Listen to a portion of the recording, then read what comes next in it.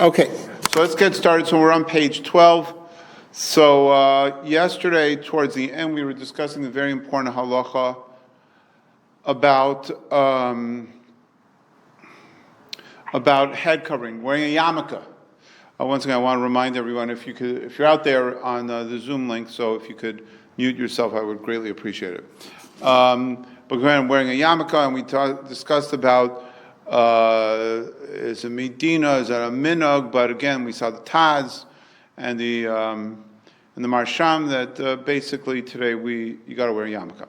We're talking about wearing it at night when you're sleeping and that type of stuff and everything like that. And then the last part we were discussing, so on the Mishnah Berurah, Mishnah Berurah Yud Beis, that when we talk about, again, this discussion about whether you could have a bare head, that's all when you're just stam around. But let's say you're learning or you're davening or you're making a bracha, so there's no shiloh, you definitely have to have your head covered. Again, it doesn't necessarily have to be a yarmulke, so it could be anything. It could be a baseball hat, it could be whatever. But it has to be, you have to cover your head. So again, that's very important. Now again, Ramosha has chuvas about it, about could you take off your yarmulke if it's for parnasa reasons, but as we discussed outside of this year, the world has Baruch Hashem changed in this a lot of ways. But in this aspect, maybe a little better. The outside world is a little more tolerant of Jews and other religions wearing, religious paraphernalia, whatever you want to call it. So in that realm, it's gotten a little better. In a lot of realms, it's gotten worse. Things that in general have gotten worse. So again, that's an important halacha. Now let's continue. 2 words in the Mechaber. The Mechaber says, "V'yivdak nekavav," and again, we're talking about waking up in the morning, right? We're talking about how you should get dressed, and you should have something on your head before you set out from bed, and you should also check yourself if you need to go to the bathroom. You need to take care of your needs. Now we'll get into this a little more. I don't know if we're going to do all of Gimel, but at least some of it we will do. The Ramah adds on, that person should cover themselves. This is something we discussed before. Actually, before I get into that, so the Mechaber said a person in the morning should go to the bathroom. Now, the whole idea is because before we daven, before Makalo Malchus Shamayim, we should have a clean body, internally and externally. So before Shema and before Shemona Esrei. So the Mishnah Berurah says you just have to be aware of yourself or check yourself, so to speak, if you need to go to the bathroom. And if you didn't have to go to the bathroom, so then you don't have to go to the bathroom. And that, even though you didn't actually do anything, but that's called a guf naki. Now, again, practically, as we all know, usually after sleeping for a long time, so usually a person has to do something. So again, we'll learn about this later. If a person has to go to the bathroom, you're supposed to go to the bathroom. You're not supposed to, as we'll see later, hold it in, as we call it. And again, that's very, very important. So that's very important. And the Mishnah Berurah also talks about that you don't necessarily have to go to the bathroom if you don't need to. And again, some people made that erroneous idea that they have to go to the bathroom before it, so they would wait until they went to the bathroom and miss tefillah or kriya shema and not done with a minyan. So again, if you don't have to go to the bathroom, you don't have to go to the bathroom, and that's called a guf naki. Now the Ramah continues, v'lo yelach yachad. You should not walk around barefoot. And the Mishnah Berurah brings down that Chazal did not look kindly, that you should always get shoes. You should always have shoes. Now, if you look at old pictures, like between the wars, Jews were very poor, and sometimes they couldn't afford. So little kids, a lot of times, didn't have shoes. Like an amazing thing. Like if you look at pictures from Europe, again, this should make us appreciate. But again, Mishnah also talks about in Arabian countries where they walked around, or maybe still do, I don't know, barefoot, so then it's okay. Now,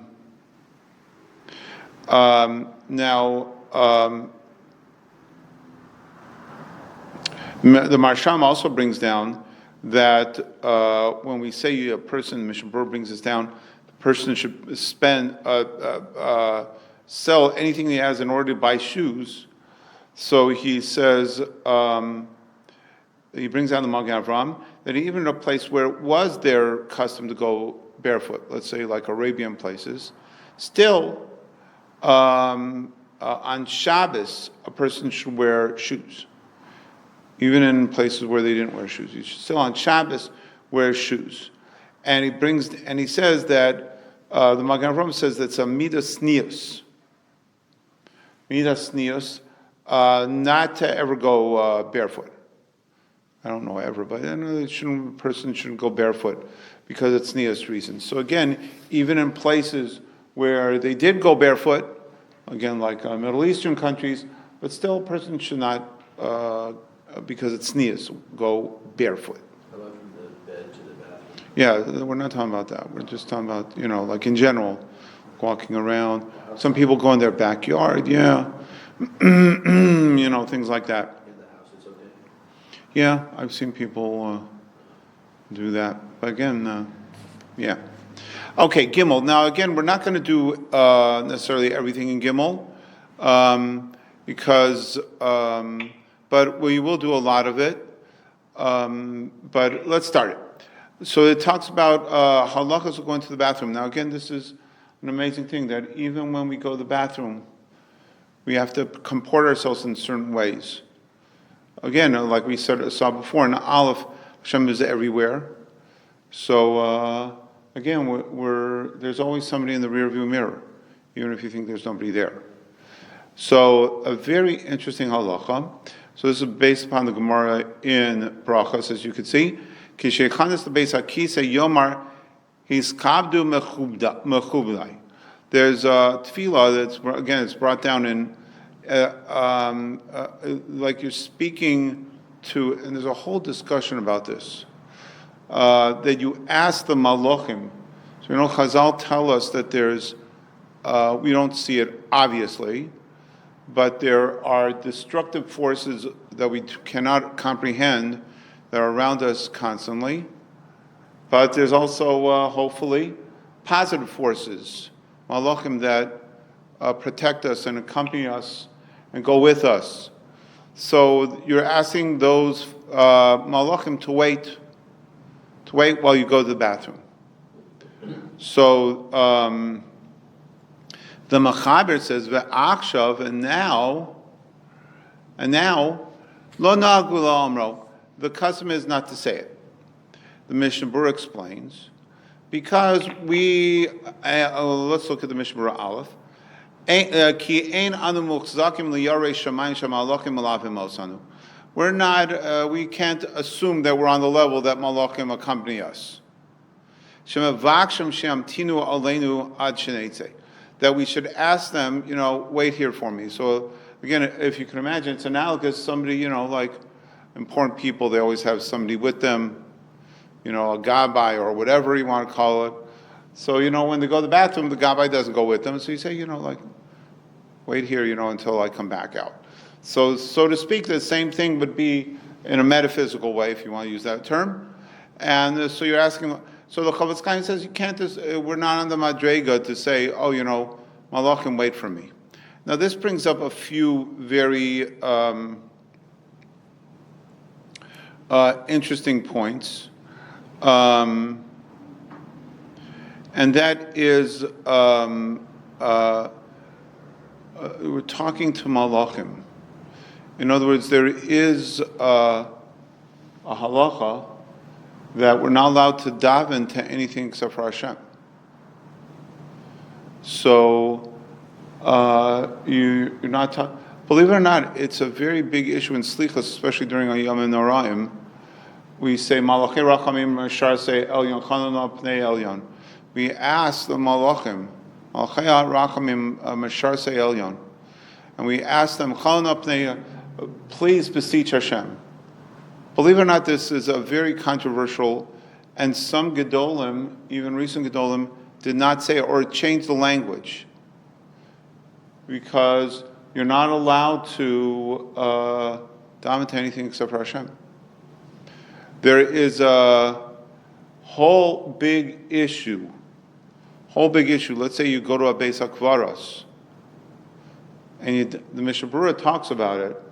And again, in Hilchos Tanis, about davening to the mace. So the Mishnah Berurah brings down that you're not davening to the mace, you're the nifter. You're davening to Hashem in the schus of the nifter who's there. But believe it or not, some say it's okay. You could daven to, and I remember a number of years ago I was listening, I discussed to hear a shir from Rabbi Fritzl Zangezund, I'm from Chicago, posted from Chicago, and he said that it was okay. Kind of interesting. You know, again, Hasidic people, they even before a chasana, they go to, some Rebbe who is nifter, and they leave an invitation. They invite whoever it is. Some people do this with grandparents or whatever. So again, you have to realize it's not so simple. So it gets involved here. So the Mechaber says, well, we don't do that because we don't assume we're such big, we're not so great that Malachim are walking us around, right? But it seems from the Mechaber that he's not so worried about the other issue. Talking to, or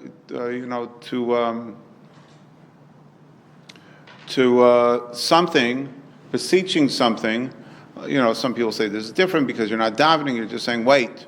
It's like a friend. So it's not like the Marsham also brings up another issue, and part of it is he discusses when we're talking about this tefillah, this lachash that you're saying, this tefillah, is at the end you say Imru Amen. In other words, this comes up very, very often. Let's say, again, you go to a basic course and you're saying a Kelmal Rachamim for the Nifter. So we all know at the end of a Kelmal Rachamim, what do you say? Imru Amen. Yeah, but nobody's there except for you. So again, saying Imru Amen is calling upon those who are with you to say Amen. But, unless you're schizophrenic, you think there's other people there, otherwise, So again, the Marsham discusses it here. And again, he also discusses the issue of yuhara. If there's such a concept of gaiva, in other words, like here, the issue would be, if I say this thing before I go to the bathroom, you think you're the cat's meow, because you're assuming that malachim are escorting you. Yeah, but nobody's hearing it. So it's such an idea, in Slobodka, very big on being careful about doing something. The many stories that we heard from the Reshiva Zeichat Tzali about how careful Slobodka was, the Alter and others. But that's our Masorah, to be very careful about doing things that could, either for others or for yourself, you could get a little ahead of yourself. Your head, literally. In other words, you start thinking, again, you're the cat's meow. So the same thing here. In other words, I'm asking the malachim not to come with me, not to come to escort me into the bathroom. So then you're, again, put the Mishnah Berurah together with that. That means you're assuming that malachim do escort you. Who are you? You really think that? So again, but you're saying it privately. Nobody hears it. You're not announcing it on a loudspeaker, right? Do you use that phrase anymore? Whatever. But again, you're not advertising. So again, you're just saying it to yourself. So is there a concept of yuhara, of gaiva, if you're doing something privately? So those are two interesting issues. By the way, getting back to the talking to davening to other things besides Hashem. So believe it or not, I know this might sound surprising to some people, that some people don't say Shalom Aleichem on Friday night because of this issue. Like, who are you talking to? Especially if you say Baruch Huni Barchoni l'shalom, right? Bless me. So who are you asking to bless you? Those malachim who. Now again, in that case, I don't think it's gaiva because the Gemara says a person is accompanied by two malachim, right? So it's not saying you're so great. Everybody gets accompanied, right? But that's, or you could say just the opposite. Maybe the Gemara is only saying that by Friday night, but you can't assume that all the time. But again, believe it or not, there's a lot of things we take for granted. Yeah, sure, everybody says Shalom Aleichem. First of all, no. Some people say it, but they don't say Baruch Hu Shalom. And I heard of one Adam Gadol, I heard from his son-in-law, that he said it, but he didn't say Tseiskom L'Shalom. Because why are you asking the Malachim to leave? Want them to leave? What are you doing? Kick them out of the house? So again, it's just bringing up the idea that a lot of things we take for granted, again, we say them or we do them or whatever, but you really have to think a little more deeply as to whether nothing's simple. Okay. So, I just want to mention before the end, I remember seeing, I think it was Vilna Gaon, but I don't have it written down, I just have it written down that I saw somewhere, that some people do say, Chabduni mechub adam. And the Mishnah says you don't say it, but in other words, don't assume that you're accompanied by angels all over this place. Who are you to assume that? So I saw a long time ago that some people say it because it's a skula for helping you not think about Torah in the bathroom. Again, I haven't taken a poll, but when we're around and everything like that, we don't think about Torah, right? Or I shouldn't say maybe Mr. Cheskel, Mr. Magidu, but I'm saying a lot of people, one of our challenges is wasting time. When do you always think about Torah? When you're not allowed to, right? That's the way the Yetzer Hara works. So all of a sudden in the bathroom, I think of a good chiddush, right? Or or in the middle of davening, right? Or on Tisha B'Av, so that's the way the Yetzer Hara works. So I saw many years ago that this, so to speak, tefillah is something that helps for somebody not to be maharer in Torah while they're in the bathroom. Okay, Rabbi, we'll stop here for tonight.